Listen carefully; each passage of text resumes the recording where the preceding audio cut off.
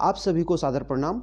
सर्वप्रथम सभी व्यूअर्स को बसंत पंचमी की हार्दिक बधाई और अनंत शुभकामनाएं। चुनाव विश्लेषण 2022 की इस श्रृंखला में आज हम जिस विषय पर चर्चा करेंगे वह है भारतीय जनता पार्टी किन मुद्दों पर उत्तराखंड में चुनाव लड़ रही है, उसके क्या क्या मुद्दे हैं। और इस विषय पर हमारा मार्गदर्शन करने के लिए आज हमारे बीच में उपस्थित हैं भारतीय जनता पार्टी के प्रदेश कार्यकारिणी सदस्य आदरणीय श्री संतोष सिंह रावत जी। वो आज हमारा इस विषय पर मार्गदर्शन करेंगे। आदरणीय संतोष सिंह रावत जी। जी, बहुत बहुत धन्यवाद अनिल कांडपाल जी। आपने मुझे यहाँ पे आमंत्रित किया और भारतीय जनता पार्टी के विजन के बारे में आपने मुझसे पूछा। जहाँ तक उत्तराखंड में भारतीय जनता पार्टी जब जब सत्ता में आई है, निश्चित तौर पे उत्तराखंड के विकास में उसने अपनी महत्वपूर्ण भूमिका निभाई है। चाहे वो किसी भी क्षेत्र का विषय हो, हमने जब से सरकार बनी है राज्य हित में बहुत सारे निर्णय इस सरकार ने लिए, जिससे कि उत्तराखंड की जनता को लाभ मिला है। और एक जो हमारा भारतीय जनता पार्टी का नारा है, सबका साथ, सबका विकास, सबका विश्वास, और अब उसमें एक नाम खड़ी और जुड़ी, सबका प्रयास। तो चाहे वो कोई किसी वर्ग के विषय की बात हो, सभी वर्गों को भारतीय जनता पार्टी के शासनकाल में निश्चित तौर पे लाभ देने का प्रयास किया गया है। चूँकि उत्तराखंड में जो भी योजनाएं चल रही हैं, उत्तराखंड में सारी योजनाओं में केंद्र की जो भूमिका है वो महत्वपूर्ण होती है। नया राज्य है, छोटा राज्य है, और इसकी आर्थिकी भी बहुत मजबूत नहीं है। इसलिए इसके आधारभूत ढांचे को आगे बढ़ाने के लिए, इसके विकास की गति को आगे बढ़ाने के लिए केंद्र के सहयोग के बिना हम कोई भी राज्य सफल नहीं होता है। तो आप जानते हैं कि उत्तराखंड के लिए चाहे वो सड़कों का मामला हो, आपका ऑल वेदर रोड का मामला हो, वो भी चूँकि हमारे सरकार के द्वारा निर्णय लिया गया और इस प्रदेश में वो सड़कें हैं, तो उन सड़कों का लाभ चाहे वो यहाँ के स्थानीय लोगों को हो, पर्यटन में आने वाले लोगों के कारण हो, और पर्यटन को बढ़ावा देने के लिए हो, तो वो महत्वपूर्ण कार्य हमारे इस प्रदेश में हुआ। और यहाँ की भौगोलिक स्थितियों को देखते हुए, जैसे बहुत दिनों से सपना था लोगों का कि रेल बनेगी, ट्रेन यहाँ रेलें जाएंगी, आपका वो घोषणा मात्र रहती थी। लेकिन इस बार आप जानते हैं कर्णप्रयाग की जो रेल लाइन है उसमें बहुत तेज़ी के साथ काम हो रहा है। और एक बात मैं कहना चाहता हूँ कि अभी जबकि ये कोरोना काल पिछले 2 सालों में रहा, इन कोरोना काल में भी आप देखें तो भारतीय जनता पार्टी की सरकार हो या उसके कार्यकर्ता हों, उन्होंने आम आदमी की परेशानियों को ध्यान में रखते हुए फ्रंट फुट वर्कर्स बन करके और तमाम क्षेत्र की जनताओं के सुख दुख में खड़े होकर के ये दिखाया कि हम सिर्फ जुमलेबाजी नहीं करते, लोग जैसा बोलते हैं हम लोग करके भी दिखाते हैं।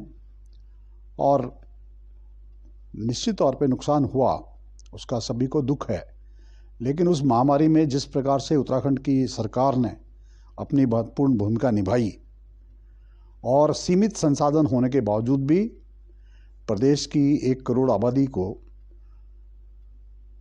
तमाम तरह की सुविधा, लाभ यथा समय देने का प्रयास किया गया। यह भारतीय जनता पार्टी की सरकार और उसका जो विचार है।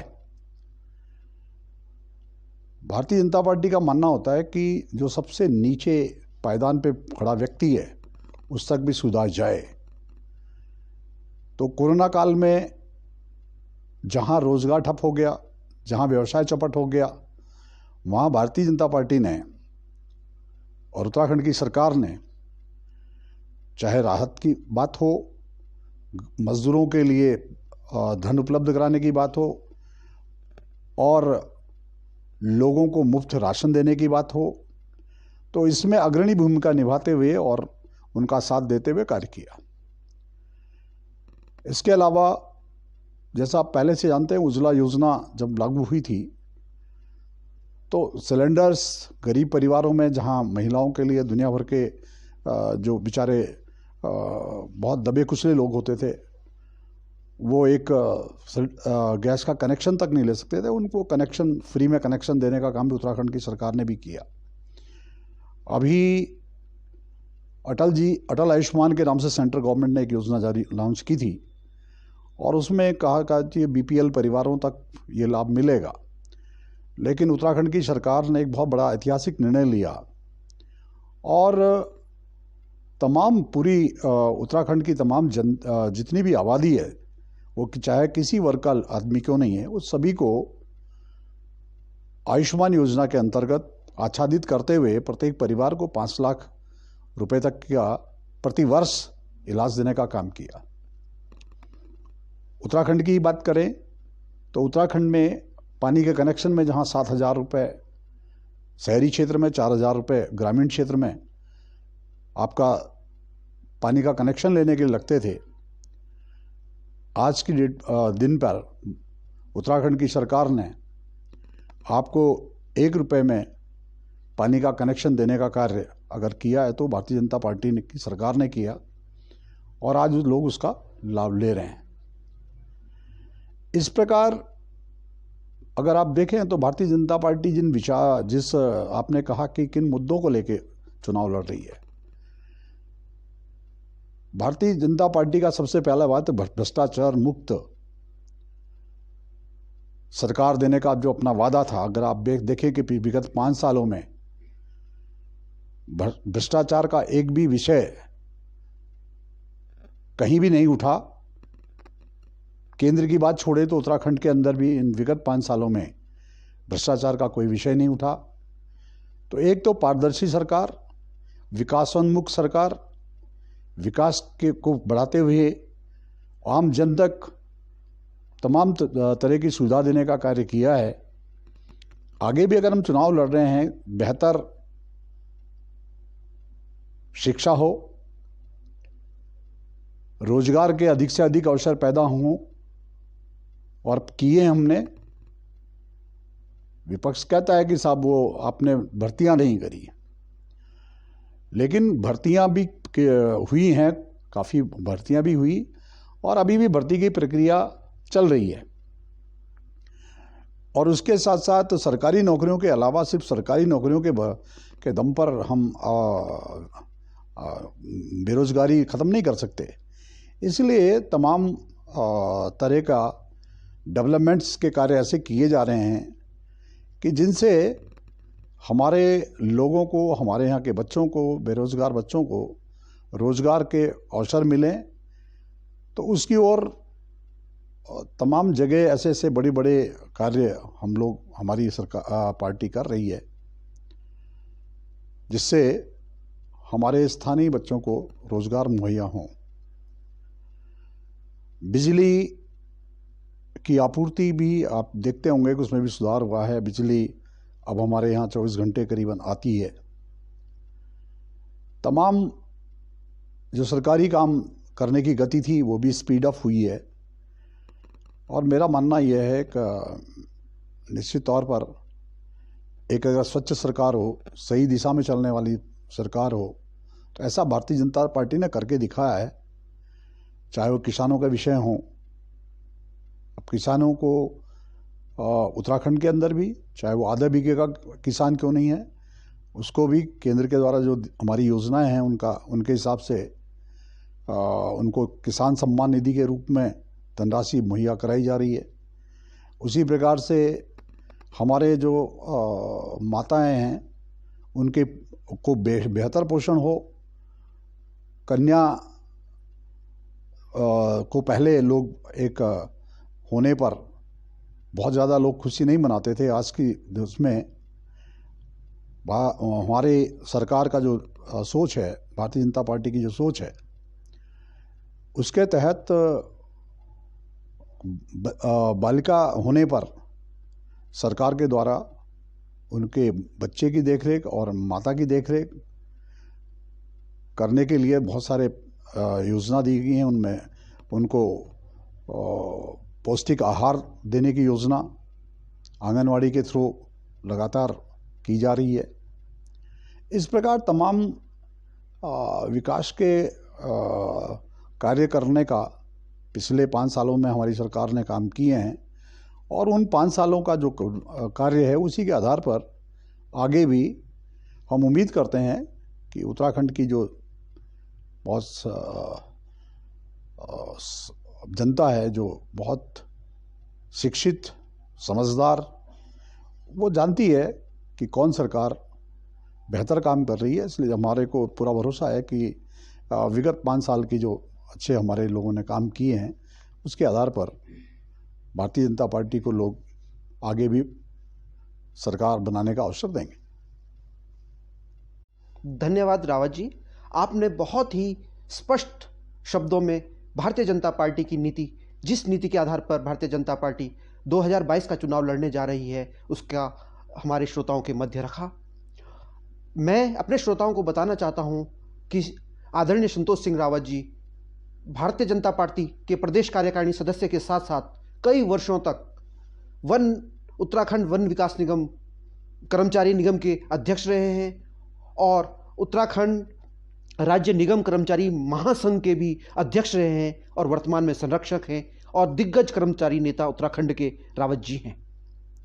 तो इस तरह उन्होंने भारतीय जनता पार्टी की नीति हम सब के सम्मुख रखी और अब मैं आमंत्रित करता हूं हमारे राजनीतिक विश्लेषक आदरणीय अरविंद किमोठी जी को कि वो आएँ और विश्लेषण करें। नमस्कार।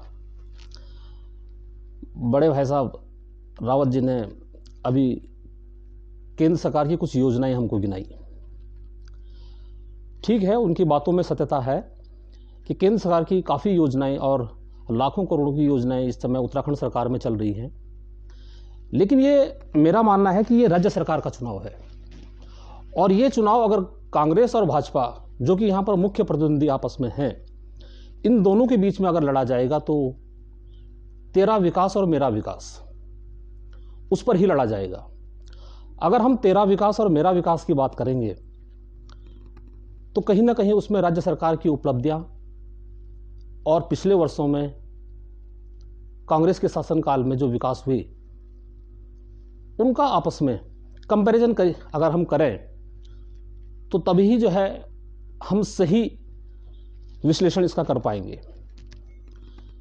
भाई साहब ने जैसे उज्ज्वला योजना की बात की, कर्णप्रयाग रेल योजना की बात की, अन्य योजनाओं की जो बात की, निश्चित रूप से वो दिखाई भी देती हैं और उसका आने वाले चुनाव में भारतीय जनता पार्टी को जब लोकसभा के चुनाव होंगे तो उसमें फ़ायदा होता हुआ भी दिखाई दे रहा है।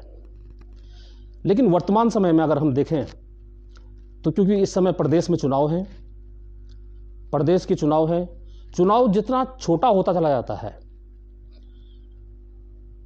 मुद्दे उतने छोटे छोटे सामने आने स्टार्ट हो जाते हैं। तो इस समय जिस सीट पर जो प्रत्याशी है, उस प्रत्याशी ने पिछले 5 वर्षों में अपने क्षेत्र में क्या काम किया या राज्य सरकार ने क्या काम किए, वो ज़्यादा महत्वपूर्ण है। और मैं उम्मीद करता हूं कि उत्तराखंड की जनता इतनी तो समझदार है कि वो इन दोनों का विश्लेषण करेगी और उसके बाद ही अंतिम फैसला लेकर मतदान करेगी। धन्यवाद। धन्यवाद किमोठी जी। तो इस तरह आज की जो है चर्चा भारतीय जनता पार्टी की रीति नीति, किस नीति पर वह चुनाव लड़ रही है, उस पर आज की हमारी यह परिचर्चा पूर्ण होती है। और मैं तो यह कहूँगा, क्योंकि हमारे जो राजनीतिक चिंतक किमोठी जी हैं, उन्होंने एक प्रश्न चिन्ह थोड़ा सा लगाया, मैं केवल एक टैगलाइन के साथ आज के इस चर्चा को समाप्त करूँगा, क्योंकि हमारे देश के प्रधानमंत्री ने कहा है कि आगामी समय उत्तराखंड का होगा। तो उत्तराखंड की जनता के बीच में भी है उनका यह वाक्य सभी मतदाताओं के मन में गूंज रहा है। इन्हीं शब्दों के साथ आज की यह परिचर्चा यहीं पर समाप्त होती है। कल पुनः इसी समय एक अन्य चर्चा, एक अन्य विषय के साथ पुनः मुलाकात होगी और पुनः रोज की भांति कृपया इस चैनल को ज़्यादा से ज़्यादा सब्सक्राइब करें, लाइक करें और शेयर करें। धन्यवाद।